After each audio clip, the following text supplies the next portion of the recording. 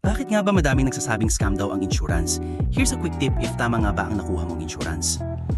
Una, meron bang nakadepende sa'yo? Ang life insurance ay for income protection. Lalo na kapag ikaw ang breadwinner at pinaka-source ng income sa family mo, life insurance ang sasalo ng gastusin ng pamilya mo kapag nawala ka ng hindi inaasahan.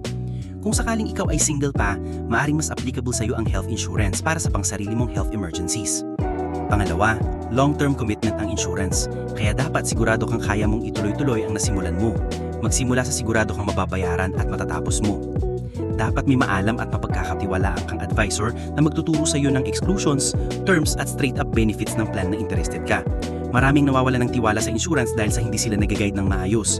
Naiisipin nilang pure investment daw ang plan nila o di kaya di ka makaklaim dahil di pala yun kasama sa coverage ng plan mo. Bilang client, karapatan mong malaman ng mga ito para sigurado kung napupunta sa goals mo ang ibinabayaran mo. Alamin natin kung ano ba yung plan na pasok sa need mo. Tara, usap tayo!